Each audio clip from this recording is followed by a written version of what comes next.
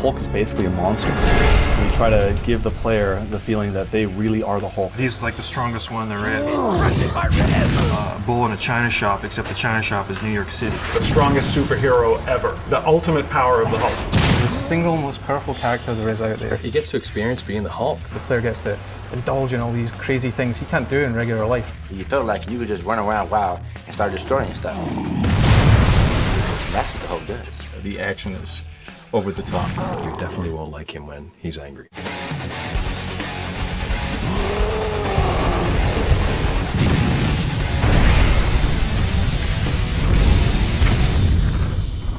This superhero takes a flaming bus and throws it half a mile at a 60-foot-high mech. This superhero catches a cruise missile that's being shot at him and takes down a skyscraper into the bargain. That is the power we're trying to deliver. You're taking one of the biggest larger-than-life characters there is fictionally, and you're putting him in an open-world city environment where he can basically do anything. With the Hulk's momentum, you can do whatever you want. Nothing can stop you. Probably there have been times in your life when you wished you could turn into the Hulk. There's something incredibly cathartic about that. It can be good and it can be bad and it can be fun. To be a success, it has to be different. With the key design elements in Hulk, we have epic fighting, total destruction, unstoppable movement, total freedom. One of my favorites is the total destruction, just being able to rip a car apart, use them as steel boxing gloves, or grabbing chunks of destroyed buildings and using those as bowling balls. The free roaming element of the game is about giving the player choice. You can start off anywhere in the environment, you can go anywhere in the environment. If he wants to go and start a mission and continue the story and interact with other characters, that's available to him at any time. If he wants to kick cop cars into the harbour, he can do that. If he wants to run around just creating a public nuisance, it's available to him. And the first time I've ever seen a video game, you have the sightline of the entire city, the entire environment from any vantage point, which is an incredible achievement. It's not just a free-roaming city, it's much more interactive than we've ever seen before.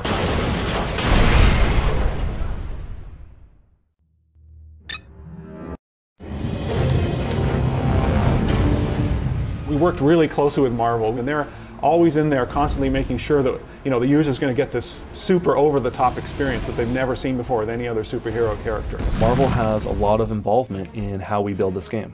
Marvel is responsible for the character. They want to make sure we treat it right. He's still green, right? That's true, he's still green. And he always wears purple pants, so he has appalling sense in fashion. Right. Yeah, if you know you're going to turn green, the last thing you want to do is wear purple pants. So in the case of the Hulk, there are so many facets. There's the psychological facet. There's sort of the monster movie aspect of it. There's the superheroic aspect of it, which is, the colorful big, character that appears in a Marvel comic. The storylines, the concepts that come across in all Hulk stories tell the human story of Bruce Banner, who's dealing with rejection from the world. What's most successful is when the story's really good, when you feel like the moves make sense and that the action's driven by something other than just some carrot in the distance. Given that we're now based off of the comic book, we have just full license to run rampant in the world, whereas when you're dealing with a movie license, you have to stick pretty close to that story. We were fortunate enough to get a very talented writer in Paul Jenkins, who's an award-winning, high-profile comic book writer. Paul Jenkins was our writer, and he wrote the Hulk comic for a couple of years and really brought in some dark elements, especially around the inner torment of Banner. He's just a wonderful writer. And the fact that both he and Brian are British, I won't hold against them. As a very little kid, I used to sit on the floor and draw comic books. Had no idea that would be my career. What's happening to me? My darling boy, don't be afraid. Writing a video game is very much a collaborative experience. The difference is that you're writing a little bit of a jigsaw puzzle. You have to adapt every other 5 minutes. We have a new technical problem, the technology's changing, there's a new game engine, and every time that happens, you as a writer have to be able to adapt to the change. He's an amazing character, he's very enduring, obviously people have loved him for a very long time, but there's an aspect to him that we don't understand. It's not very often that we get that much rage. So working with the Hulk itself is actually a way of exploring your own anger or inner rage.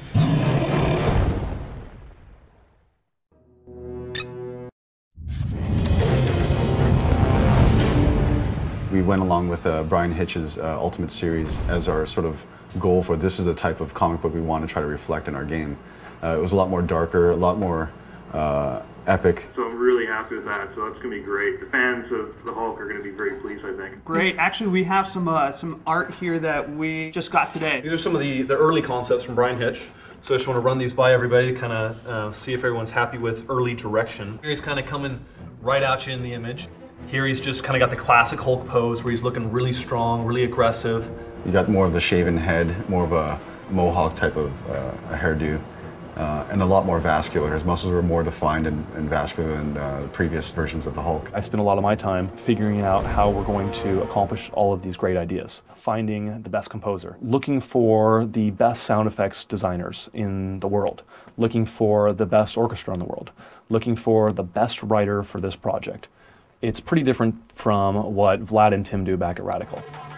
Video game producer is a really interesting job because you have to be a total generalist. You have to know something about tech, you have to know something about art, obviously you have to know a lot about gameplay, but you also have to know about people management and budget management, and it's a really cool job. It's kind of like the combination of a movie director and a movie producer all kind of rolled into one. Managing a team of 40, 50 people towards a common goal over 2 years, it's a huge challenge, and when you get to the finish line, it's pretty awesome, that feeling you get when, yeah, we did it as a team. The designers work on the gameplay experience, so the artists work on the aesthetic, the programmers work on the foundations to make things happen. But the designers are really directors of individual little segments of the game, and really sort of defining what the experience is going to be, and then working with everyone else to figure out how to make it as good as it can be. The last portion of the process in developing a game is when we get to quality assurance. So we give it to between 15 and 30 kids that are hardcore gamers, and they'll go through it, play the game from just about every aspect you could possibly think of. And they have a giant database, they collect all the bugs. One thing I noticed is that there's a map hole, and so if we were writing a bug, that would be one of the things that we would write up. We'd be looking at upwards of 10 to 12,000 bugs, each one a separate issue.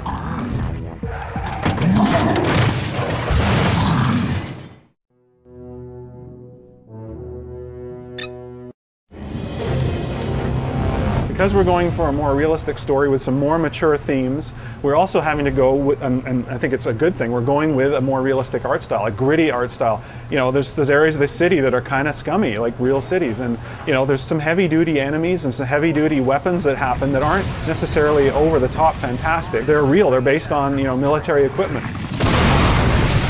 Once the initial design is laid out, I go and develop this thing called a style guide. So this sort of outlines visual style, characters that we want to introduce, color palettes especially.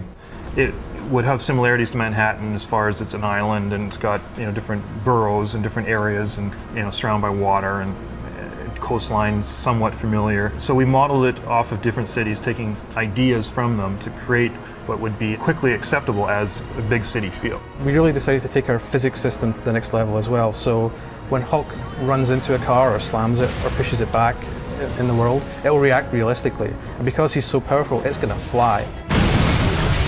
Every single FMV that we have in the game, including just basically all of our non-interactive sequences in the game, we did motion capture to kind of capture that experience to basically go right along with the voiceover. In the motion capture studio, the actors actually act out from the boards and sound files that we give them. We start with animatics, blocking it out, the timing and whatnot, taking what we can from the motion capture, and then we'll move into final animation.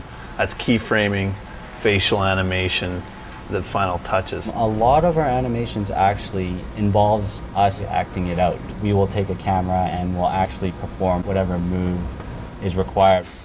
Currently going to show you some weaponization animation that we're working on.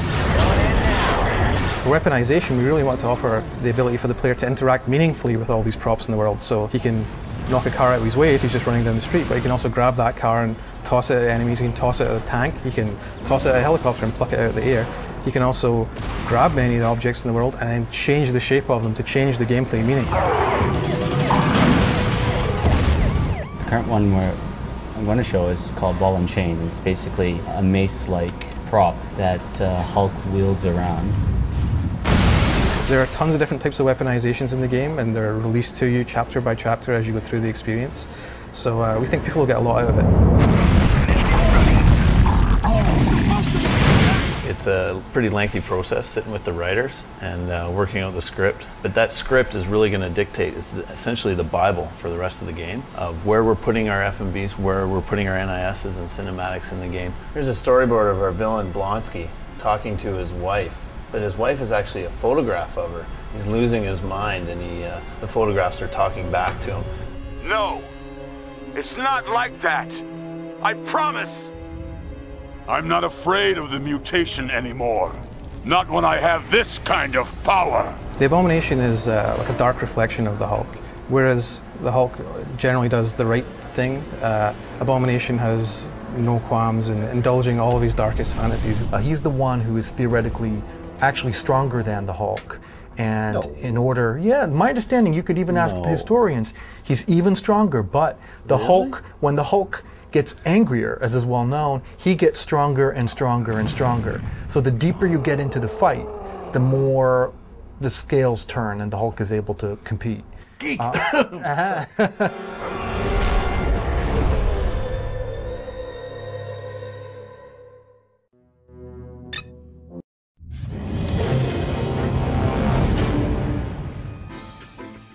This is the gem that I'm going to show you. This is the tool that designers use. I'm a designer, I want to say, okay, well, what's it like to play at response level 1? Is that too easy, too hard? What is most fun to the player? The gym allows the designer to play with these numbers and encounters in a very easy way. As an example, like right now, Hulk's max charge jump, he goes to a height of 20 meters. So in this tool, we can take that number and say bump it up to 40 meters. So now if I do a max charge jump, he should jump twice as high. On the fly, change it, try it. I could bump it up to 6, down to 1. I could do that in minutes. It's a world of difference. I did do a lot of the effects, basically kind of built up an effects database that we used to blow up our props, basically, or damage them, or make them smoke, or make them light on fire, or anything that blows up or has fire, flame, smoke, debris, dirt. That's me.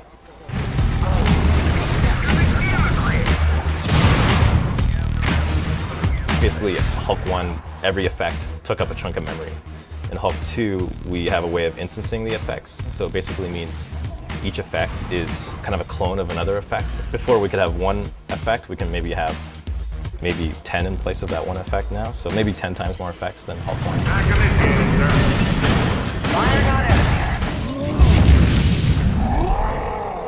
All right, this is the milestone where we really have to kick it up another notch. Think of it as base camp and then climbing the mountain. Well, we're climbing the mountain again. This is a 4-week milestone, milestone 16. And we have a demo in 3 weeks at VUG in LA. This milestone build is being used for our final official focus test.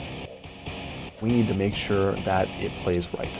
We put it in gamers' hands and said, here's a new idea. Here's weaponization. What do you think?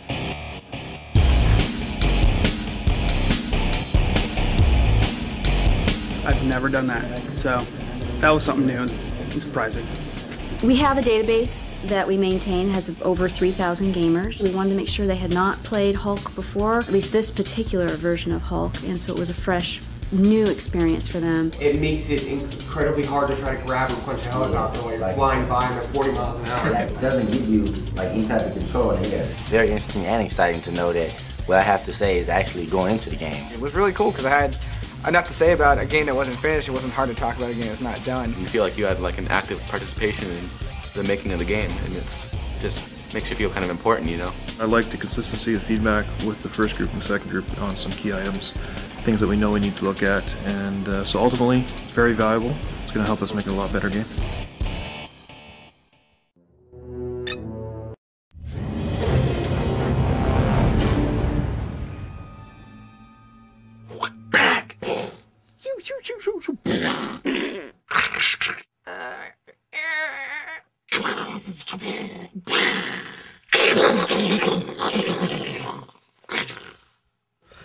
I got into this line of work because I was always noisy, very, very noisy. The more realistic the sound is, the more the player feels that they're there. It's the genuineness of it, the believability, the plausibility of it, and the detail lends a lot to that. They went so far as to go out to a junkyard in the middle of the California desert and record car smashing, dropping, and pounding sounds through a Foley session at a junkyard, which for me is the perfect way to capture the Incredible Hulk. We pretend that we can control this stuff, but it's an illusion. This will be Kilo Kilo, take 6.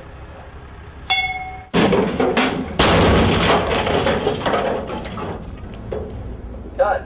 The whole game is about power, so the sound has to definitely depict this power, and because there's so much destruction going on. Because the Foley session was recorded in high definition, we could really manipulate these things to a much further extent than you can with other sound sources and libraries. We want it to be fresh, you know, and interesting, and I think that we go to great lengths to create new libraries of raw material.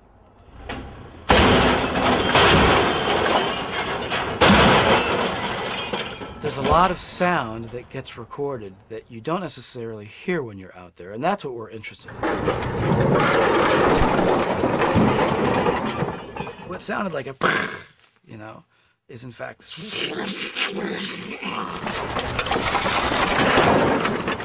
We came up with a water tank trailer. Basically, it was a water tank on a trailer, welded to a trailer and bolted down. So when we dropped that, obviously you had the kind of the hollowness, but it also had these real loose metal parts that banged around.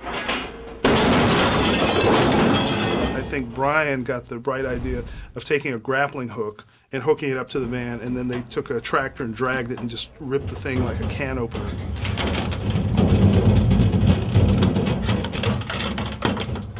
And eventually we dropped the water tank into the van. Oh, that's right. And then we picked the whole caboodle up and we dropped that. That was the grand finale of the day.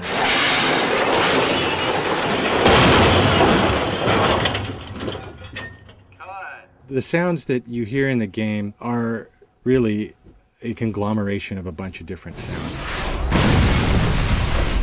When you hear an explosion, that might be a layer of fire, of glass, of metal,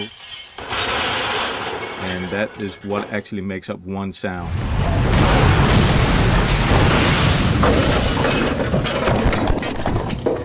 What? So we just keep trying stuff. Try not to break anything or kill anyone. So far we've succeeded.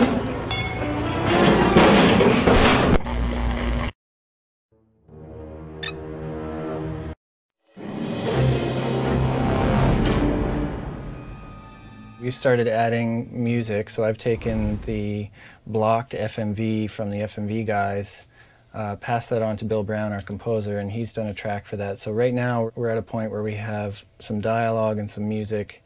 We're going to be adding sound effects, and then we'll do the final mix. Bill Brown is our composer on this title, and he has an amazing background in video games. He's got a wide variety of experience, and he really brings that cinematic feel.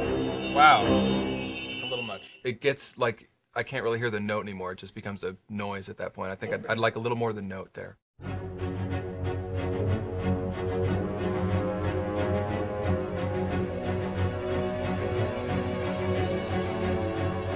In the case of this project, it's it's just a lot of action and a lot of adrenaline.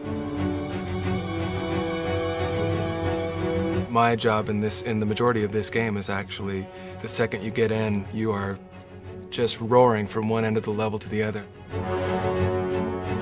They're the character. They're playing it. So basically, I'm just supporting their experience, and I'm just deepening that experience. That's my goal. And these LA players just, man, they just nail it. There it is. Nice. Ah, it's magic.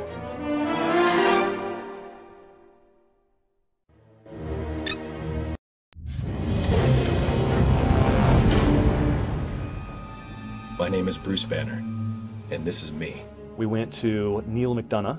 Neil, we chose him because he actually is doing a lot of great stuff lately, but he also played Bruce Banner in the Incredible Hulk cartoon series.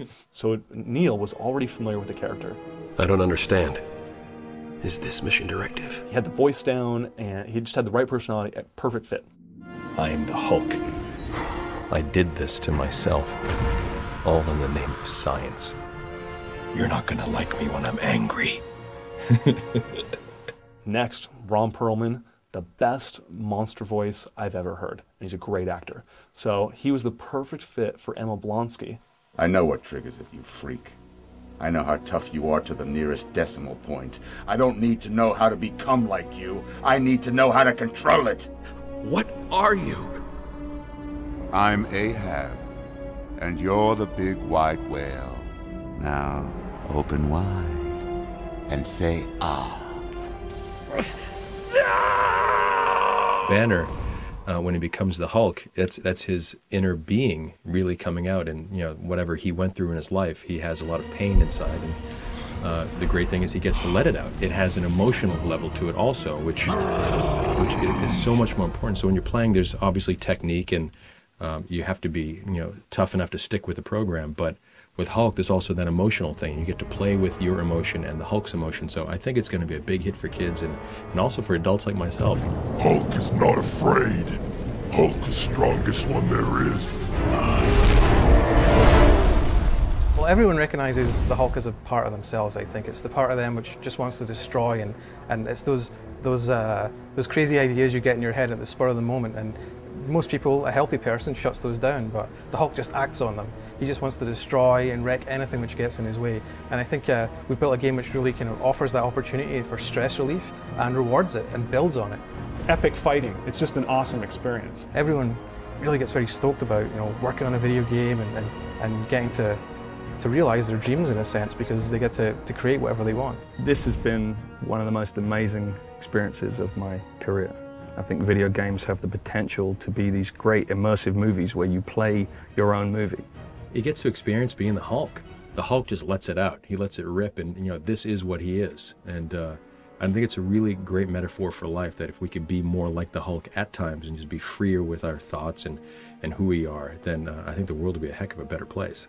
I truly believe that the Incredible Hulk is the best character for a video game. He's unstoppable. He's the strongest character there is. No one can beat him.